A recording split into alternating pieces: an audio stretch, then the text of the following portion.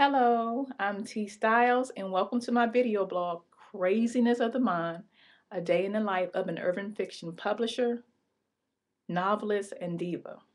This video blog is actually for my young readers. I wrote a letter for you guys and everything, and I'm going to read it to you. So, from a street lit author to her young readers. Dear young readers, I wanted to write this letter to you in response to what many grown folks say about street fiction and your susceptibility to it.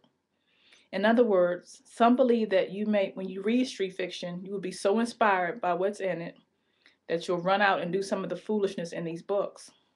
But unlike many of them, I think you're smarter than they're giving you credit for. I don't believe all of you are as naive as they may believe. Some of your caregivers have even banned our books from your homes and schools. But contrary to what they may think, I know you're going to read our books anyway. Does this mean that I want you to disobey the people who are put in the position to take care of you? Absolutely not. But I'm still relatively cute, smart, and young enough to know the deal. So what do I want you to take from my books when you read them? Number one, some of the messages are real and jump from the pages of my novels. You know, they're actual jewels. There's a message. You can see that message and you can understand that. And you can use that message and make it work for you in your real life. So those messages, take those for what it's worth and grow with them. For instance, when I wrote The Face That Launched 1,000 Bullets, the message was that you can change your life circumstances no matter what conditions you come from. Number two, I want you to understand that although fiction imitates life, it is still entertainment, babies. It's not real.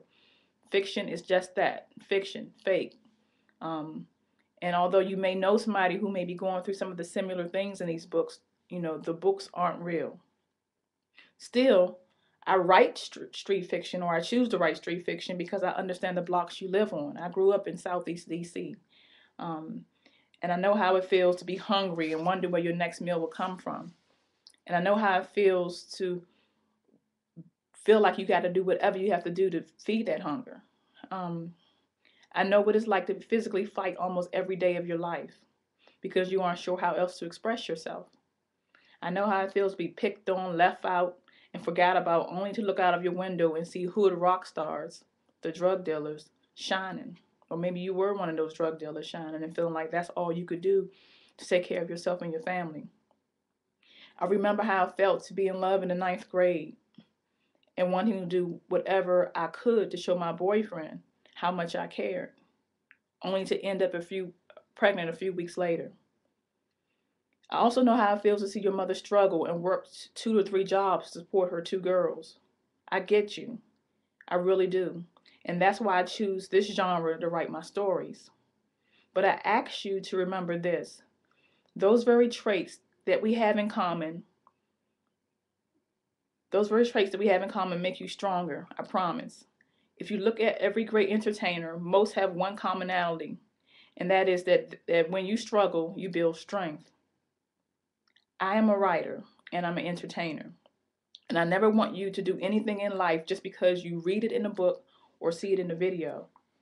I want you to finish school, and not because the phony adults around you say so, but because there is no greater power in the world than a person with street smarts and a college degree. Let your current experience be the fuel you need to go further and harder and stronger. Dream big dreams. And if you are in a hate ass environment which doesn't nurture what you see for yourself in the future, hold it inside and treasure it and watch it come to fruition. Lastly, I want you to take the obstacles in your life and rewrite your own story. So that was to my young readers. Yours truly, T Styles. I love you guys. Stay up, stay strong, and don't be a follower, be a leader. And if you have to follow, because some of the greatest leaders made good followers, make sure you're following the right people. Love you guys. Take care and good luck. Bye.